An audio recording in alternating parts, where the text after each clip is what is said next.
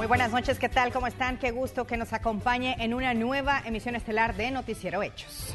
Hoy es jueves 26 de marzo de 2020, estamos listos para presentarle las noticias. Tenemos 1 hora con 30 minutos para contarle qué está pasando aquí en El Salvador y en diferentes puntos del planeta. Comenzamos con nuestros titulares.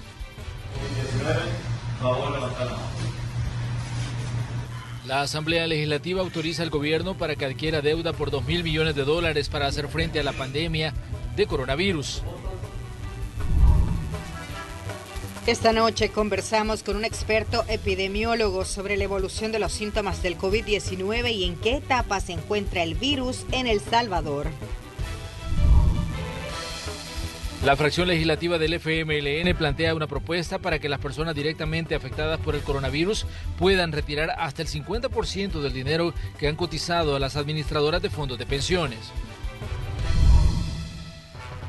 Estados Unidos supera a China en contagios del nuevo coronavirus, mientras el número de desempleados por la pandemia supera los 3.3 millones de personas. República Dominicana reporta el fallecimiento de un periodista diagnosticado con COVID-19. Ya le contamos.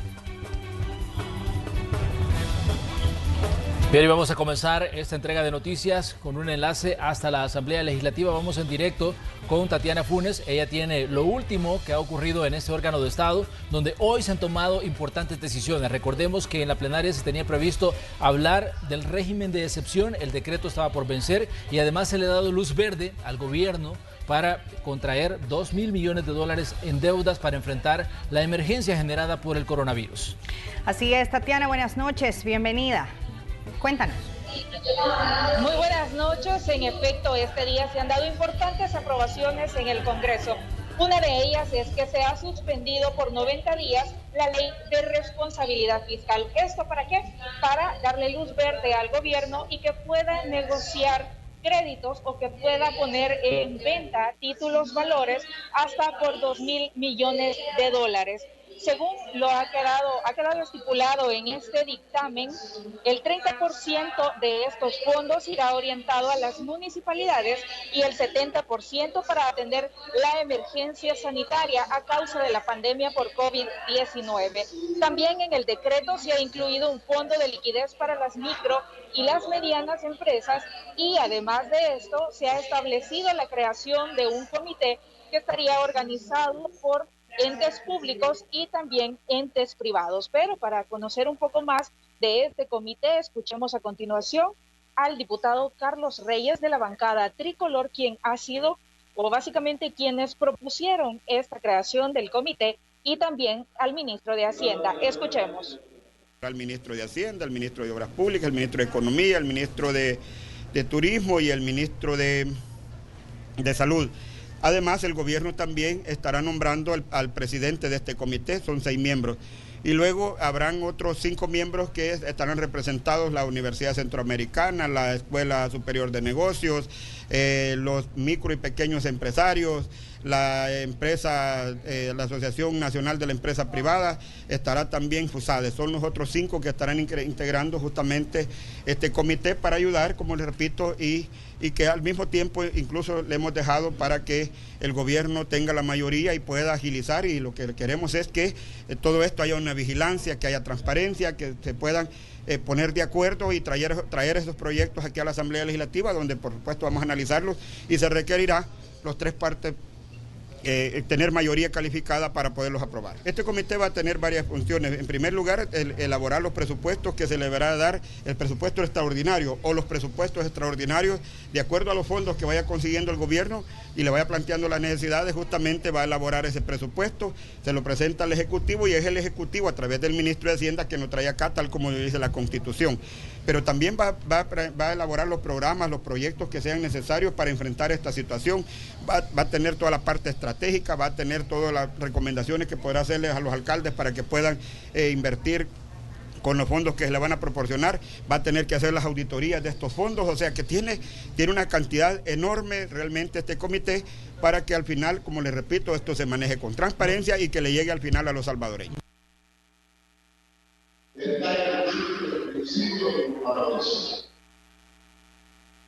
Bueno, y ahí teníamos parte de las declaraciones que brindaba el jefe de la fracción de Arena, Carlos Reyes. Además de esto, también es importante destacar que este día se ha dado la aprobación únicamente para que el gobierno pueda buscar el financiamiento de estos 2.000 millones de dólares. Aún no tenemos específicamente cuál será la fuente de financiamiento de estos fondos, pero con estos ya se autoriza al Ejecutivo para que pueda buscar los mecanismos para paliar esta crisis a causa de esta pandemia de coronavirus. Pero además de esto, también se han tocado temas importantes acá en el Congreso.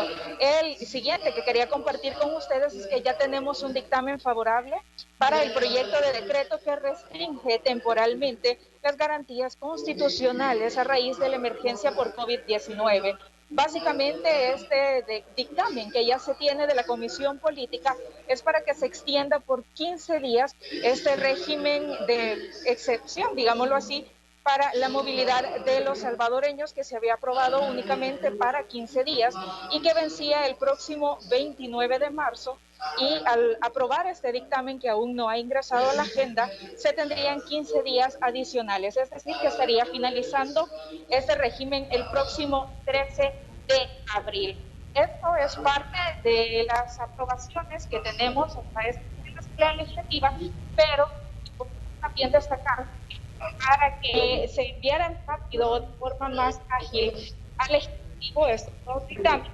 Se finalizó la plenaria a eso de las 3 de la tarde y se convocó a otra plenaria extraordinaria para conocer otros dictámenes, entre los cuales ya esta tarde se ha aprobado una interpretación auténtica del artículo 5 del decreto de emergencia.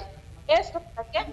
Bueno, básicamente es para que el Instituto de Seguro Social pague la estancia prácticamente de la cuarentena, se tome como una incapacidad y sea el ISSSTE quien tenga que pagarlo.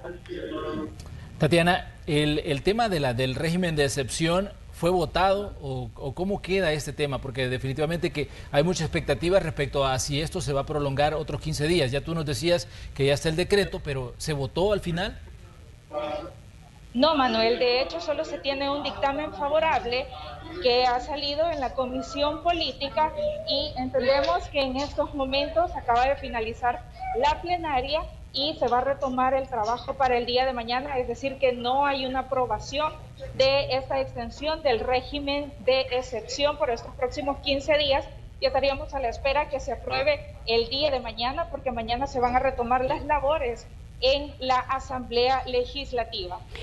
Tatiana, por supuesto que surgen muchas dudas después de, no solamente del estado de excepción, como tú ya lo mencionabas, sino también con el primer punto que ya destacabas, y es con este préstamo. ¿Quién lo va a prestar? Y mucha gente se está preguntando cuál sería entonces el mecanismo para saber si aplican o no para estos $300 que el gobierno dijo que se les iba a dar a las personas que estuvieran en cuarentena voluntaria, que no estuvieran trabajando, precisamente para evitar la propagación del COVID-19. ¿Has escuchado tú sobre esto? Y también con el tema de la construcción del hospital, que parte de este dinero precisamente es para eso, el hospital que sería en CIFCO, para poder atender a las personas que resultaran infectadas del COVID-19. ¿Se sabe entonces, o se tiene alguna idea de cuándo más o menos se podría entonces comenzar? Te hago estas dos preguntas porque en redes sociales leemos de mucha precaución y de muchas medidas que nos invitan a que estemos atentos, porque en cualquier momento las cifras pueden aumentar y por eso estamos contrarreloj. Por supuesto, Roxana, hay mucha duda de parte de la población sobre estos dos puntos. En cuanto a la entrega, esta compensación de $300 que se les hará a algunas familias, pues aún no se ha definido específicamente cuál será el mecanismo para entregarla.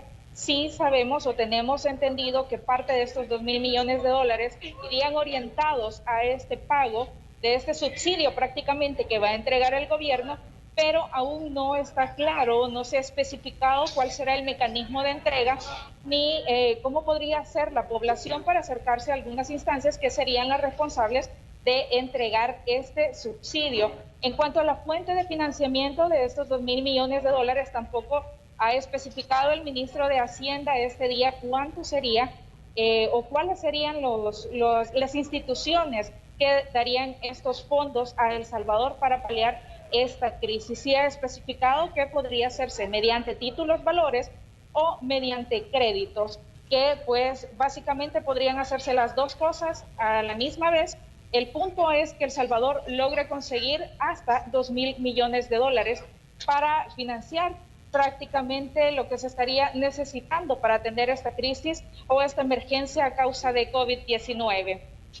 Así es, bueno, todos los países están en este proceso de aprobación de grandes desembolsos para enfrentar lo que está ocurriendo con esta emergencia. De hecho, Panamá acaba de anunciar que son 2.500 millones los que va, digamos, a apostarle a invertir en este tema de la atención de la emergencia. Todo esto ocurre en medio de una cantidad de situaciones que quedan todavía en duda. Tatiana, te agradecemos el reporte desde la Asamblea Legislativa y quedan para mañana temas importantes. Ya decía, el tema del decreto del régimen de excepción queda pendiente de discusión, queda pendiente también la discusión de ese literal 5 del decreto legislativo 593, donde se habla del tema del pago, que a quién le corresponde hacer los pagos para las personas que se encuentran en una pausa laboral en este momento. Eso queda pendiente. De hecho, hoy tuvimos ya algunos pronunciamientos de los sectores empresariales hablando precisamente sobre ese punto específico del decreto de emergencia, de la emergencia nacional, y queda también pendiente para mañana. Además, hay otros puntos que han entrado en la agenda, como por ejemplo, una propuesta para que se pueda acceder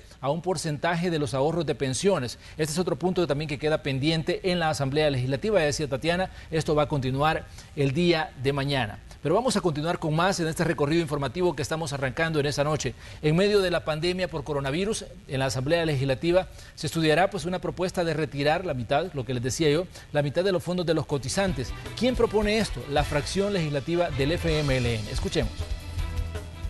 Las personas directamente afectadas por el coronavirus podrían retirar hasta el 50% del dinero que se ha cotizado a las AFP. Y es que el FMLN propuso modificar el artículo 110A de la Ley del Sistema de Ahorro para Pensiones, para permitir que los trabajadores utilicen esos fondos para hacer frente a la crisis económica por el COVID-19. No es el pisto de ninguna empresa, es el pisto de la gente. ¿Por qué le van a negar a la gente su derecho de ir a retirar su dinero en una situación de emergencia como es la que hay ahora? En un futuro la pensión puede ser menos. Sí, pero cada quien sabrá lo que se atiene. Es que mira, ahorita no, que miren, que porque su pensión va a ser menos. La gente está enfrentando una emergencia. Saben de que si ellos deciden ir a retirar el dinero que tienen en las pensiones, va a afectar su pensión futura. Pero es algo que ellos van a decidir y van a decir, bueno, no me importa ahorita tener una proyección de una pensión menor si tengo esta emergencia que tengo que solucionar hoy. Arena dijo que estudiará la propuesta, aunque el asesor de la fracción tricolor en materia económica, Rafael Lemus, sostiene que es una medida excesiva para la situación en la que nos encontramos por el virus. ¿Valdrá la pena por 2 meses perder la mitad de todo lo que usted ha ahorrado en su vida? No me parece muy lógico. Y 2, que el trabajador usted le dé el dinero, es mentira que va a poder reponerlo, ese 50%. Entonces, me parece que es la propuesta es muy desproporcionada para el problema coyuntural. Es como que yo le diga, mire, el ahorro de su pensión, que le ha tomado 20 años o más, la mitad úselo para esta emergencia, como trabajador. Quienes directamente critican esta iniciativa es la Mesa Técnica por una Pensión Digna. Sostienen que es una acción que contribuirá a que el dinero que se entrega como pensión al momento del retiro será insuficiente y no alcanzará para vivir. Eso atenta más con la ya difícil situación que estamos atravesando los trabajadores. Es un acto populista, es un acto demagógico. Creo que el FMLN tuvo 10 años para estar y cambiar toda esta estructura podrida en el gobierno y hoy se está dando golpe de pecho. No estamos de acuerdo, no comparto en que se haga uso del 50% de nuestro ahorro, porque desde ya, con lo que tenemos, una miseria nos van a dar de pensiones, no digamos que hagamos uso del 50%. Este decreto transitorio necesita el respaldo de 43 diputados y la propuesta no contempla ningún interés o recargo cuando el trabajador reintegre el dinero que se retiró. Y si aprueban la iniciativa, los cotizantes tendrán un plazo de 3 meses para solicitar la mitad de lo ahorrado. Con imágenes de Roberto Martínez, Inmar Batres, Noticiero Hechos. Y el Hospital Especializado para atender eventuales casos críticos de COVID-19 avanza en su construcción. En el siguiente informe le contamos cuándo podría iniciar funciones y la cantidad de personas que tendrá capacidad de atender. El parqueo frente al Centro Internacional de Ferias en la colonia San Benito de San Salvador se construye un nuevo hospital que se espera habilitar en 75 días para atender eventualmente casos de personas con coronavirus que necesitan hospitalización. Vamos a hacer el proceso de contratación directa con calificativo de urgente. Cuando mencionamos contratación directa con calificativo de urgente, no significa que solo vamos a agarrar una empresa y con esa empresa nos vamos a llevar y la vamos a adjudicar, sino que hacemos todo un proceso de selección de las empresas. Este hospital cumplirá los requerimientos básicos internacionales. Formará parte del complejo médico que incluye pabellones del interior de la Feria Internacional, que en su conjunto podrán atender unos 2.300 pacientes. Tenemos 2 estructuras de manejo durante este nuevo hospital. Una va a ser los pacientes que tienen un menor riesgo o los pacientes que necesitan una vigilancia médica en el cual probablemente no tengan sintomatología o su sintomatología sea leve. El siguiente grupo van a ser los pacientes que necesitan alguna intervención médica avanzada y esto puede ser desde requerimientos intermedios hasta manejo de cuidados críticos. Con la infraestructura, el equipamiento de este edificio y el complejo hospitalario se han presupuestado unos $70 millones. 5 de estos serán solo para la construcción del edificio. Ya hay 18 empresas interesadas en hacerlo.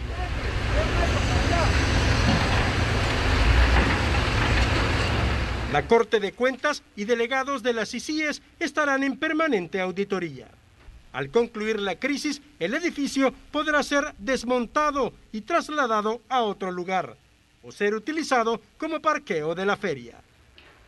Con imágenes de Ricardo Tovar, un reporte de Luis Alberto López. La alcaldesa de Santa Ana, Milena Calderón de Escalón, pide al gobierno que aclare la información respecto a los casos de coronavirus que se han reportado en esa ciudad. Santa Ana es considerado por el momento como el departamento con más probabilidades de contagio de COVID-19 a nivel nacional. Metapán fue el municipio donde se reportó el primer caso confirmado y desde entonces surgieron especulaciones. La alcaldesa de la cabecera departamental solicita más información al gobierno central para garantizar la tranquilidad de los habitantes. Creo que en ese sentido debería de haber una aclaración de cómo están los casos y tener contacto con el gobierno municipal. Y sobre todo, si hay un contagio deberíamos de conocer qué zona, no para decirlo, sino que para actuar. Sostiene que como municipalidad no pueden tomar medidas como un cordón sanitario, pero están trabajando sanitizando las zonas más concurridas. Van a ser 7 horas continuas de saneamiento de diferentes zonas de Santa Ana, donde vamos a dejar limpias para poder combatir la posibilidad de un nuevo contagio.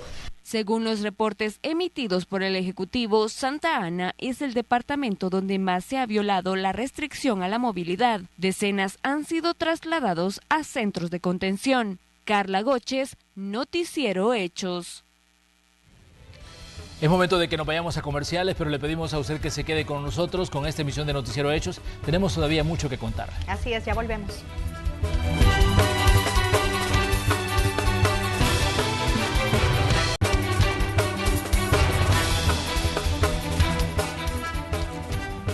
Y vamos a continuar con más en esta noche de jueves. A esta hora vamos a establecer contacto con un experto en salud. Hablamos del doctor Mario Gamero, quien nos ha atendido muy amablemente y lo tenemos vía Skype para que nos aclare algunas de las dudas más comunes que tenemos en medio de una situación que hasta ahora para muchos de nosotros pues era desconocido. El enfrentar pues a un coronavirus y hablar de una pandemia, hablar de un problema que se ha vuelto global. Hay muchas interrogantes, pero vamos a tratar de despejar algunas. Doctor, un gusto saludarle y gracias por recibirnos como Noticiero Hechos. Preguntarle cuáles son las etapas del COVID-19, o por lo menos para atender una emergencia como la del COVID-19, y en qué etapa estamos nosotros como El Salvador, considerando que hay 13 confirmados, hay una cantidad de gente que está haciendo la cuarentena y que está también bajo vigilancia para ver si no está también infectada. Pero ¿de qué fase estaríamos hablando, doctor, partiendo de su experiencia como infectólogo? Bueno, muy buenas noches. En primer lugar, muchas gracias por la invitación. Quiero mencionarles de que actualmente nos encontramos en la primera fase todavía, en la cual la mayor parte de casos que han sido detectados provienen de un país externo al nuestro, por supuesto. De tal manera, pues, que quiero mencionarles que esto es primera fase. La segunda fase sería en la cual ya aparecen casos dentro de la comunidad y que no son ni tienen ninguna relación con los casos que han venido importados. Y a eso ya significa que estamos en un periodo un poco grave, porque los casos aparecen 50, 40 días después o 50 días después del primero, en grandes cantidades, cientos de veces de pacientes replicándose el virus. Y la tercera fase, en la cual ya prácticamente es incontrolable, todo el mundo tiene, digamos, la probabilidad de ser infectado en la calle. O sea, son tres fases prácticamente las que tienen que tener en cuenta para esta enfermedad. Sí, doctor, buenas noches. Gracias por atender nuestra llamada. Un punto importante a destacar dentro de este enlace que tenemos vía Skype con el doctor es que en nuestras redes sociales nosotros abrimos este espacio para que usted nos comentara cuáles son estas dudas y en este momento se las estamos haciendo saber al doctor. Son muchas las interrogantes. Preguntarle, ¿el COVID-19 se puede transmitir de una madre embarazada a su hijo? Si se conoce cuáles son los efectos, por ejemplo, en un recién nacido que se contagia, doctor. Sí, bueno, en este momento no existe una posibilidad total. Únicamente se ha relacionado algunos casos de madres embarazadas, las cuales tuvieron su parto, su niño por cesárea, precisamente porque la madre estaba con una neumonía severa y al parecer pues fueron transmitidos los virus al recién nacido. Esto no está completamente fortalecido a través de estudios que den un soporte científico importante, pero la posibilidad puede existir, puesto que el niño en la situación como nace se contamina con sangre, tiene contacto con sangre, tiene contacto con secreciones de la madre, y de esta manera, si no ha sido contagiado, digamos, pre-nacimiento, podría ser posteriormente o incluso después de que la madre le da seno materno. Doctor, hay muchas dudas respecto al tema del coronavirus. Ya decíamos, un problema que hasta ahora para muchos de nosotros pues era desconocido.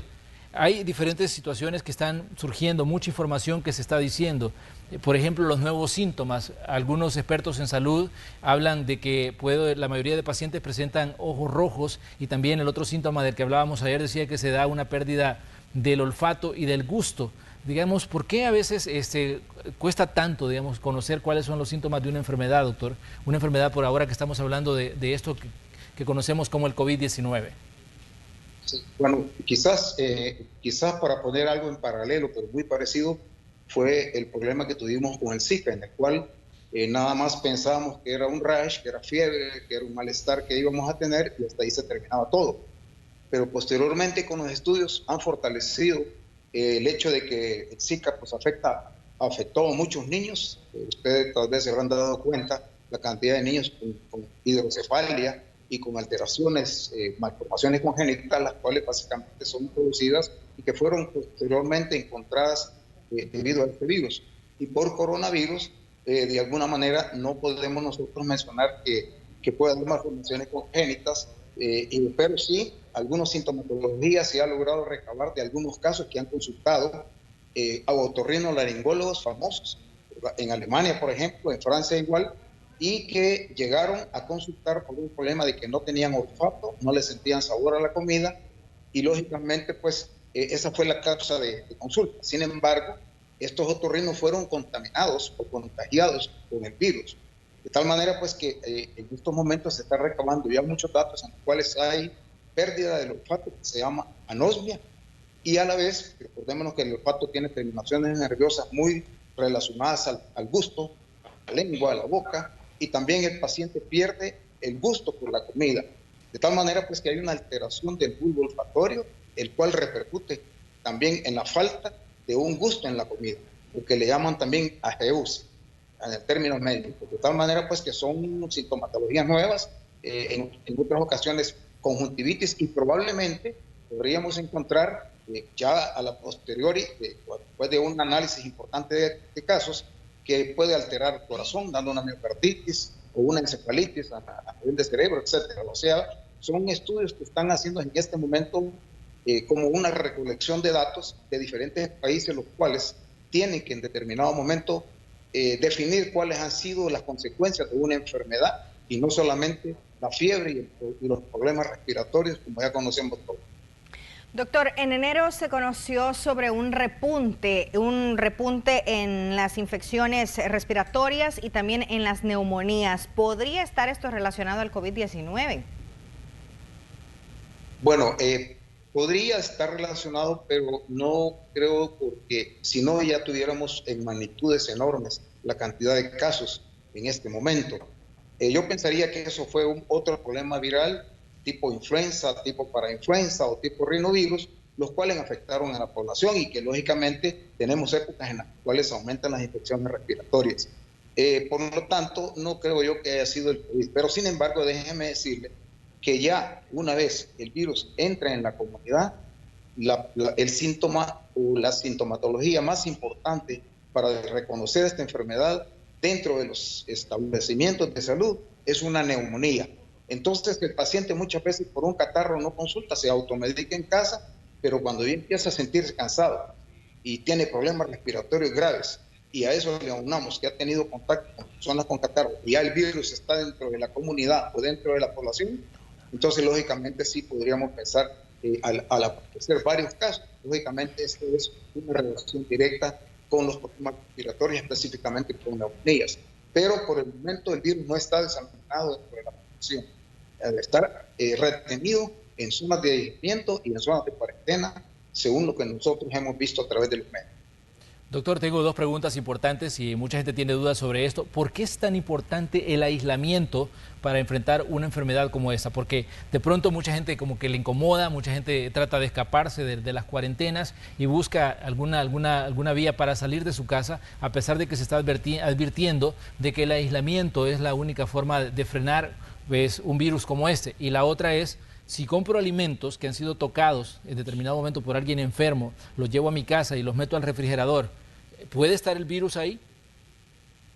Bueno, en cuanto a la primera pregunta, es respecto al aislamiento. Al aislamiento. Bueno, es cierto que puede existir ciertas incomodidades, lógicamente no es como estar en la casa, comodidades que pueda uno tener, pero dentro de estos sitios lo que no es tanto la incomodidad, sino que es el resguardo de que el virus salga a la población.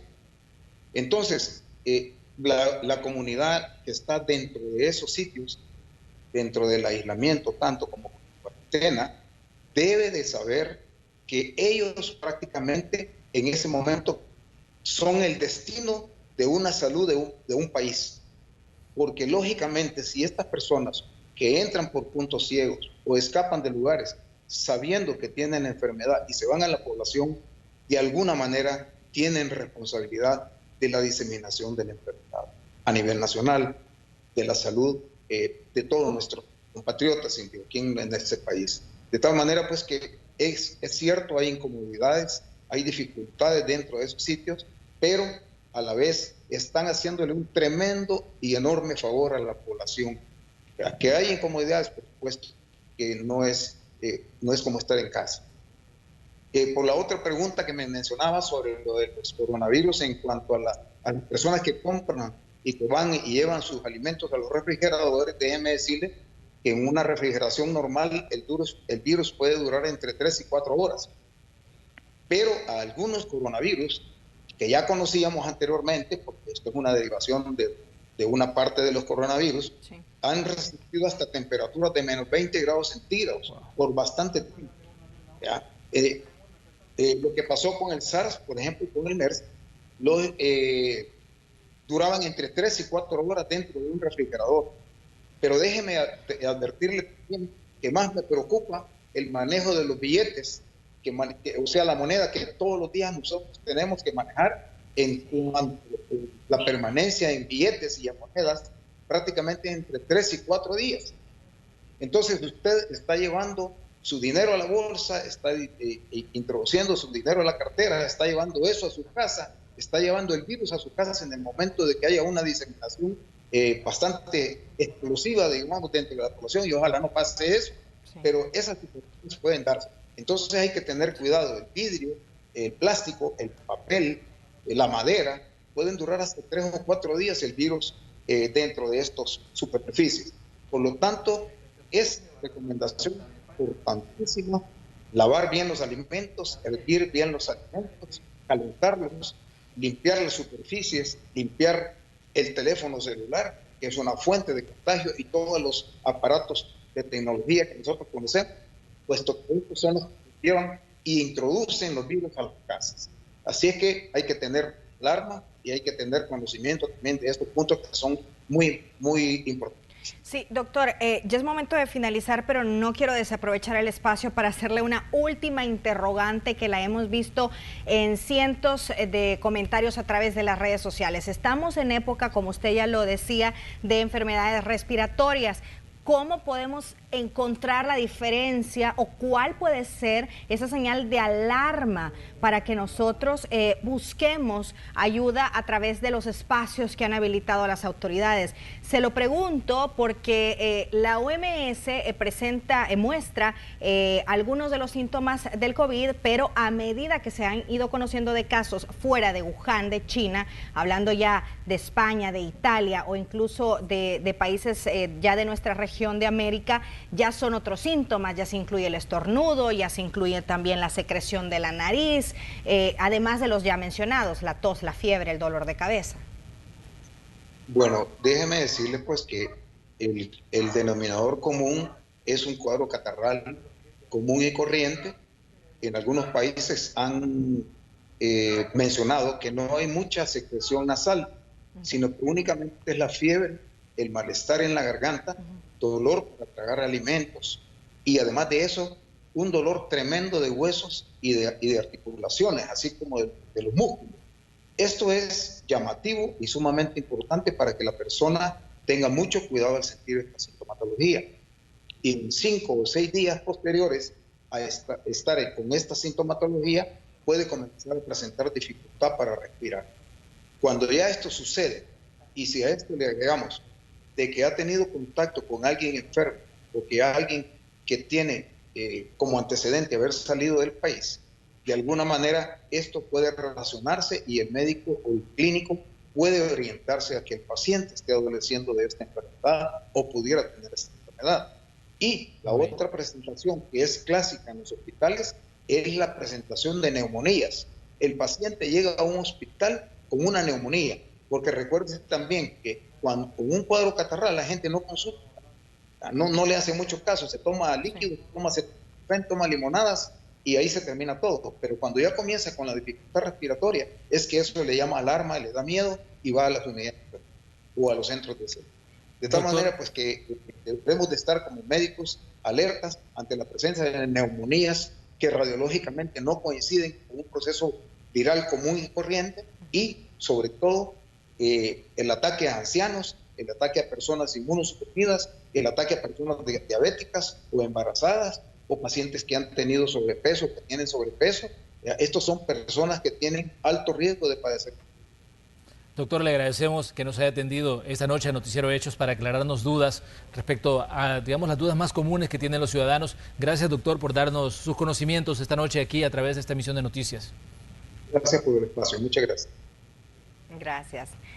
Gracias a usted. Y bueno, contarles que diversos sectores a nivel mundial han advertido que el coronavirus podría provocar un desabastecimiento de alimentos. Ante esta situación, una organización no gubernamental promueve en el país la producción de frutas y verduras en huertos caseros y buena medida teniendo en cuenta la cuarentena domiciliar. El periodista Julio Guevara nos cuenta más.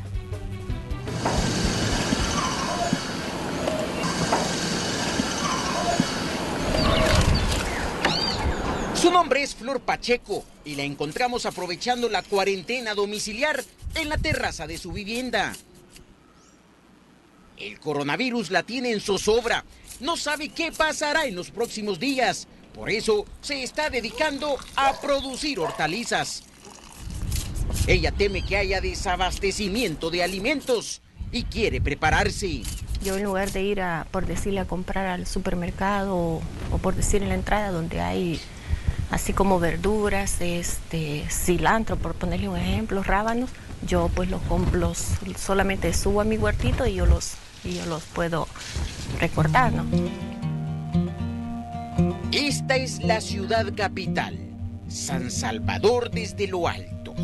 Evidentemente, sin espacios para cultivar, pero vea lo que hace esta mujer. En escasos metros cuadrados, ha sembrado chile verde, tomate, hierbas aromáticas y muchas hortalizas más.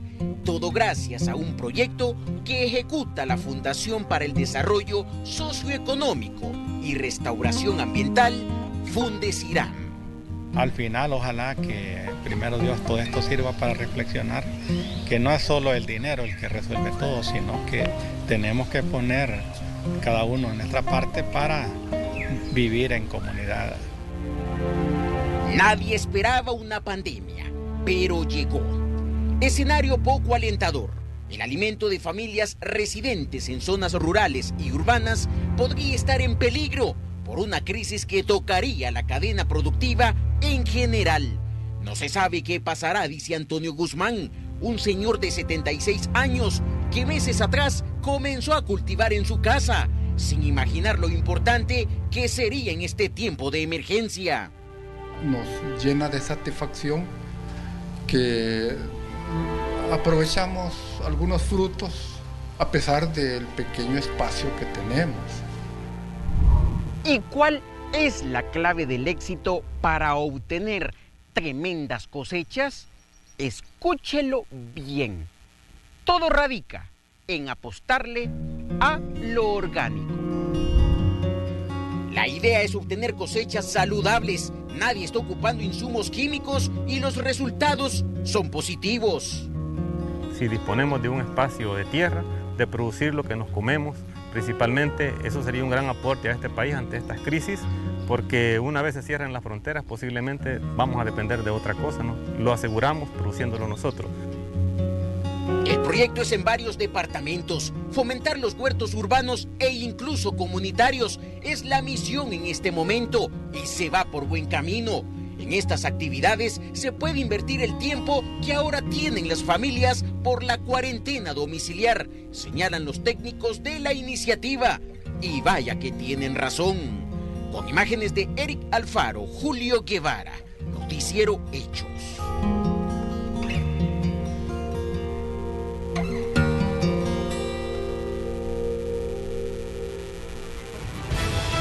Vamos a ir a una pausa comercial, pero le invitamos a ustedes que no pierdan nuestra sintonía porque tenemos más información. Ya volvemos.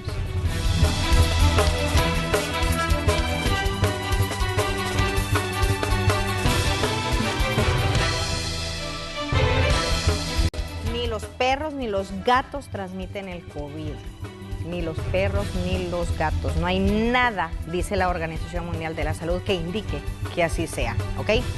Bien, decirles también que el sistema educativo también ha tenido que acatar las medidas ante la pandemia del COVID-19. Se ha optado por métodos de aprendizaje virtual para continuar con las actividades que realizan los alumnos desde los más chiquitos, desde los de maternal hasta los universitarios. Recientemente, el mandatario de la República aseguró en entrevista que como gobierno están considerando graduar a los estudiantes de medicina que actualmente se encuentran en su año social. La ministra de Educación dice que si el Ejecutivo presenta la iniciativa, serán las instituciones de educación superior las encargadas de definir cómo se realizará. El rol del ministerio es certificar. Entonces, en ese sentido, pues creo que la pelota está más del lado de las universidades. En el caso que el presidente haga esa solicitud, serán las universidades las que establecerán el mecanismo para graduar a estos alumnos. El calendario escolar continúa a pesar de la cuarentena que ha decretado el gobierno en el país. El sistema educativo ha tenido que adaptarse al trabajo a través de plataformas virtuales y, según la funcionaria, los padres de familia deben continuar con el pago de mensualidades. Sin embargo, el presidente de la República ha hecho público que está considerando modificar el decreto. No hay una modificativa que diga que los padres de familia pueden dejar de pagar las cuotas. Al menos que esto se considere en casa presidencial y se dé una modificativa al decreto, ¿verdad? Lo cual es posible y el presidente ha dicho que lo está considerando. El recorte en los días de asistencia a los centros educativos también hará que se modifique el mecanismo de evaluación. El regreso va a implicar evaluaciones al regresar y va a implicar también repensar la PAES. Por cierto, nosotros ya habíamos propuesto una reforma a la PAES, hacer lo que se llama PAESitas, revisiones y evaluaciones por nivel. La ministra hizo un llamado a los padres de familia para que orienten a sus hijos para facilitar este proceso de aprendizaje desde casa. Esta fue la declaración de la titular de Educación durante la entrevista de Noticiero Hechos de la tarde. Carla Goches, Noticiero Hechos. Bien, y debido a la crisis por coronavirus, el partido de FMLN propuso subsidiar por 3 meses el pago de cuotas universitarias, además de los derechos de graduación. También solicitan un mecanismo expedito para que las universidades puedan graduar a sus estudiantes que estaban próximos a hacerlo de cualquier carrera, así como la exoneración de horas sociales si ya se tiene un 30% de avance, y pidieron que el Ministerio de Educación esté vigilante de los cobros de bonos de cuotas de instituciones privadas. Y en el siguiente reporte conoceremos las consecuencias de las noticias falsas y cómo identificarlas en esta época de emergencia nacional. Entró a El Salvador el 2 de marzo. Entró por la frontera de Morazán. Se tiró todo El Salvador hasta llegar a Santa Ana. Dicen de que él ya traía el virus, él venía consciente que traía el virus. Es la clase de noticia que ha estado circulando en las diferentes redes sociales desde que se conoció que el coronavirus había llegado a la región. Un claro ejemplo es este tuit, que anunciaba el primer caso de COVID-19 en El Salvador y que posteriormente fue descartado por las autoridades. Las noticias falsas sobre esta situación que estamos viviendo puede afectar en generar más preocupación, más estrés, porque normalmente las noticias falsas van llenas de un contenido negativo, ¿verdad? Entonces esto nos provoca más estrés y más preocupación. En muchas ocasiones se ha compartido audios en los cuales se afirman nuevos casos y fallecimientos de personas por este virus, acción que desencadena miedo, ansiedad y preocupación a la población. Por ello es importante saber diferenciar entre las noticias falsas y las verdaderas. ¿Cómo hacer para identificar una noticia falsa? En primer lugar, por ejemplo, cuando usted recibe una noticia a través de WhatsApp o recibe una captura de pantalla, desde ahí hay que comenzar a dudar la información. Vamos a la cuenta que normalmente se ha citado, por ejemplo, en el caso de las noticias del presidente de la República, Nayib Bukele. Si usted recibe una captura de pantalla, se va al perfil del funcionario. Usted lo que hace es revisar la lista de tweets. Ante la información falsa que circula en redes, el fiscal general de la República dijo que se iniciarán investigaciones para quienes hagan este tipo de publicaciones. Expertos en el área, el castigo debe ser más severo, ya que en el Código Penal de El Salvador, en el artículo 397, se establece una sanción entre 5 y 30 días de multa para quienes suscitare alarma entre personas particulares. Debería de configurarlo como acción delictiva y ponerle una pena considerable, ¿verdad? Para que las personas que se dedican a esto y que sean investigadas, que sea comprobada, que se les determine que han cometido estas acciones, pues tengan una sanción rigurosa, ¿verdad? Es importante que la población se informe a través de los medios oficiales sobre lo que ocurre en torno a la propagación del coronavirus en el país y evitar compartir noticias falsas. Con imágenes e informe de Marcela Rivera. Ya hicimos un recorrido por información que nos muestra cuál es la realidad que enfrenta El Salvador, los temas que están en discusión en diferentes ámbitos aquí a nivel local, pero vamos a ver qué es lo que está pasando en naciones vecinas. Tenemos una actualización desde Guatemala sobre lo que está viviendo este país con el tema del coronavirus. El periodista César Euseda nos actualiza. César, te escuchamos.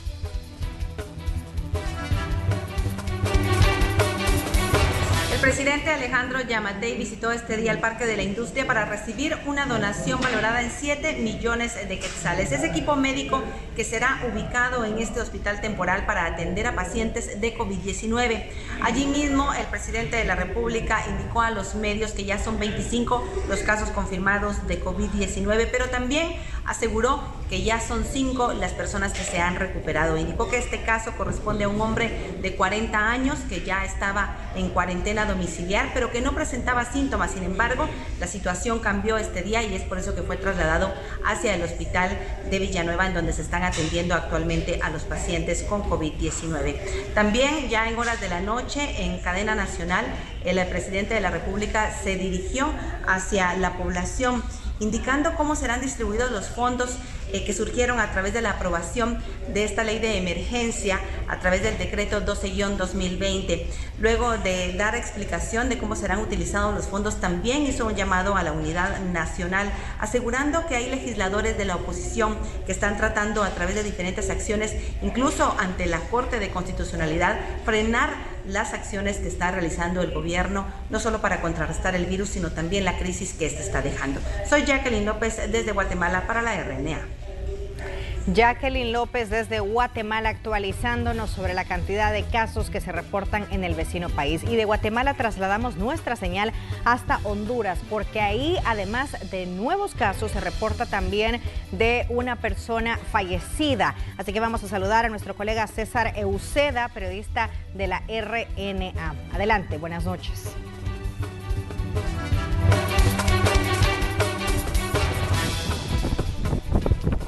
Bien, muchas gracias compañeros y compañeras de la red de noticias Alba Visión. Desde Tegucigalpa, Honduras, les habla César Euseda con un recuento de los últimos hechos que se han registrado en torno al contagio del COVID-19 en nuestro país. Y es que hace unos instantes el Sistema Nacional de Gestión de Riesgos, a través de una cadena nacional, ha confirmado 16 nuevos casos para un total de 67 personas contagiadas con el COVID-19.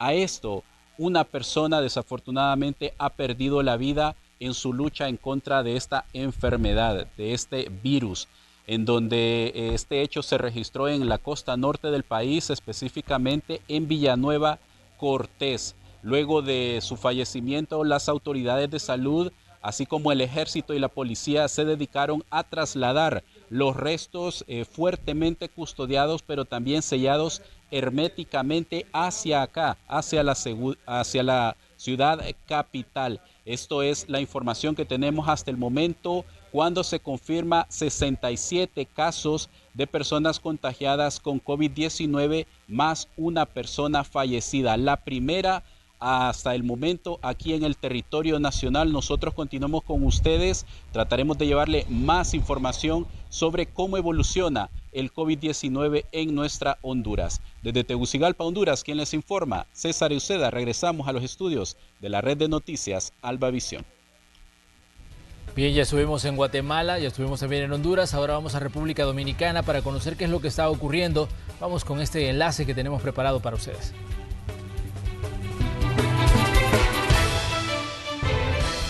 Buenas, gracias a todos nuestros amigos de la red de noticias Salva Visión.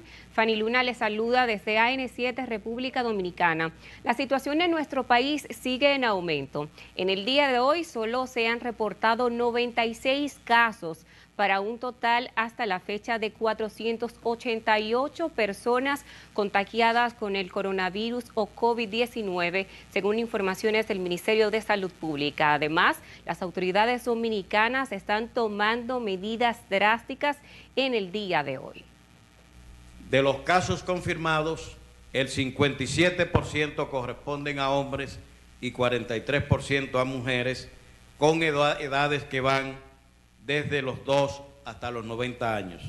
Pero debo informar también de la significativa mejoría de 2 pacientes en estado crítico en Santiago, que a través del tratamiento con tocilizumab han mejorado su estado general, y uno de ellos ya ha sido sacado de sala de intensivo y puesto en sala común debido a la mejoría significativa que ha tenido el paciente. Aún a pesar de la distancia física a la que nos obliga esta situación, les aseguro que todo el pueblo dominicano está junto a ustedes en este momento de dolor. Ahora las personas no podrán estar en las calles desde las 5 de la tarde hasta las 6 de la madrugada en esta ocasión. Asimismo, las autoridades informaron medidas para poder ayudar a las familias más vulnerables ante esta pandemia del coronavirus.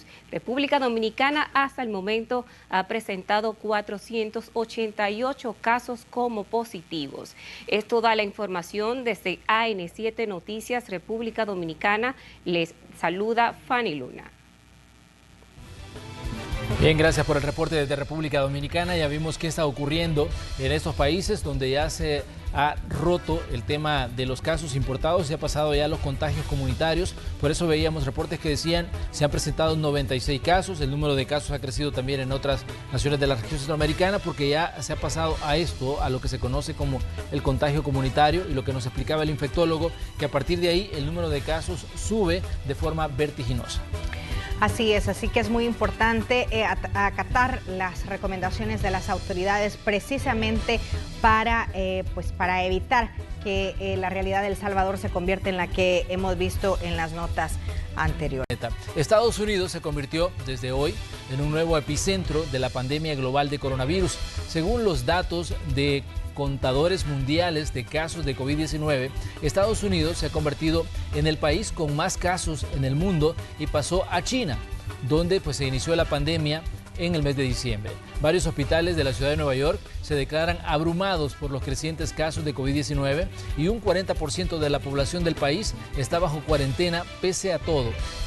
Wall Street recuperó parte de las gigantes pérdidas de este mes con el anuncio de un paquete de rescate económico de $2 billones negociado en el Congreso.